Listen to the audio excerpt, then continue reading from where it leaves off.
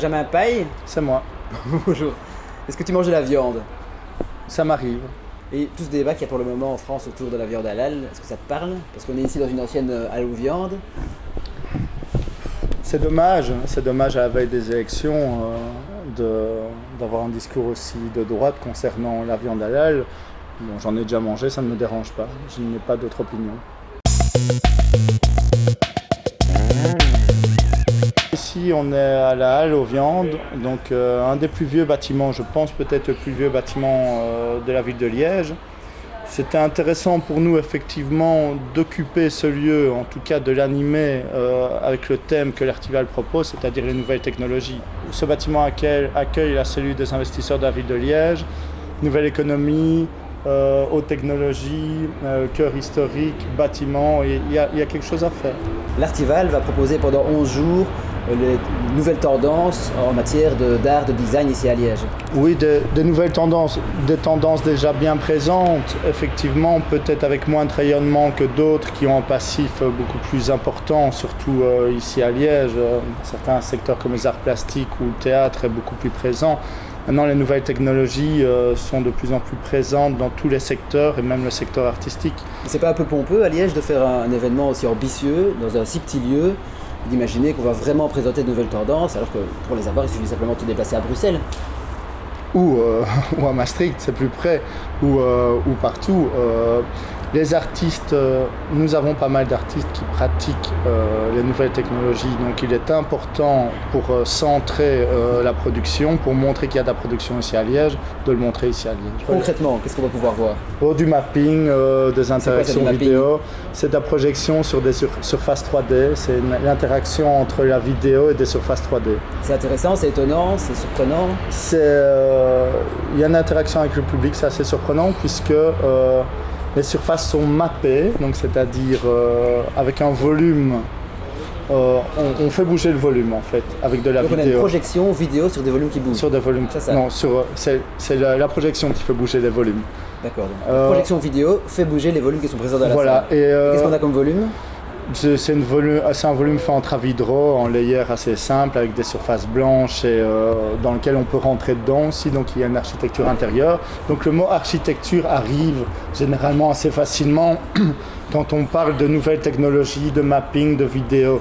La tendance européenne, voire mondiale, sur les arts, effectivement, c'est cette mixité, cette nouvelle réappropriation de l'espace par la technologie, qui devient de plus en plus intéressante. La pop-up box, c'est toi qui fais ça, on est dedans, c'est ça? Hein? C'est juste une architecture. Quel est le concept? Il n'y a pas de concept. Le concept, c'est d'apporter une solution simple et pratique et peu coûteuse, d'amener une salle sur une dalle difficilement praticable. Concrètement, ici, c'est des boîtes en carton qui c'est des boîtes en carton. Voilà, c'est des boîtes en carton. Avec des boîtes en carton, on les superpose et il y a moyen effectivement de faire le principe de la brique pour que ce soit suffisamment stable et avoir un espace d'exposition. Il se pourrait que ça puisse devenir un atelier ou une salle. On peut isoler les clés sur une boîte dans la boîte, parce qu'on est dans un lieu. Une boîte dans la boîte, c'est l'accrochage. Donc l'accrochage est l'aspect mise en scène de l'exposition. Donc effectivement, il y a 3 accrochages différents. Il faut savoir qu'on est dans un chapiteau. Ce n'est pas évident d'accrocher dans un chapiteau. Le lieu doit pouvoir se fermer, être sécurisé le soir. Il doit pouvoir accueillir des visiteurs. Le soir, ça doit se fermer. Il y a 3 expositions qui se superposent. Il y a des soirées. Donc il y a tout cet aspect régie aussi d'un événement à prendre en compte. Donc faire une boîte dans une boîte, c'est intéressant pour l'événement. Est-ce qu'il y a une tendance chez les designers ici à Liège? Il y a une tendance pour 2 choses. Il y a une tendance commerciale qui fait que la récup est tendance, puisque nous parlons de plus en plus du faire soi-même, de moins produire, de récupérer, de sensibiliser à l'environnement, ce genre de choses. Donc c'est vrai que c'est une tendance que tout le monde peut prendre.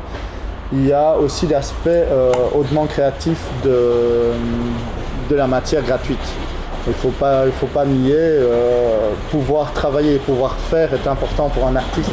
C'était le jeu de ma question. Finalement, à quoi est-ce que ça sert de montrer la tendance si n'y a pas d'acheteurs et pas d'argent qui suit? Non, il y en a. Donc il y en a de plus en plus. Il y a un nouveau marché, Mais ça reste anecdotique. Non, c'est en développement puisqu'on est en période de changement. Donc il faut pouvoir marquer les tendances en période de changement. Lors de de dernier événement artistique à Liège, Liège Métropole Culture, on avait déjà dit oui, ça va être un échange. Est-ce qu'à Liège, il ne se passe pas finalement que des échanges? On discute beaucoup, c'est vrai, et moi c'est pour ça que je tends vers les initiatives privées qui arrivent à pérenniser plus facilement les initiatives. Il n'y en a pas pour tout le monde, effectivement, mais il faut pouvoir se battre. Est-ce que c'est pas encore un truc comme on le voit souvent, une espèce d'agape entre artistes qui se connaissent? Et si je viens à l'extérieur, qu'est-ce que je vais pouvoir voir à l'Archival qui va vraiment m'intéresser? Je pensais que j'étais un peu dans ta direction, mais en fait, ce n'est pas que des artistes qui se connaissent, et c'est bien plus. Et d'ailleurs, il y en a plein que je ne connais pas. Il y a 1024 Architecture, il y a Anti-VJ, des artistes français très connus qui tournent dans le monde entier, qui viennent expliquer leurs concepts. Donc ça reste un événement pour les amateurs?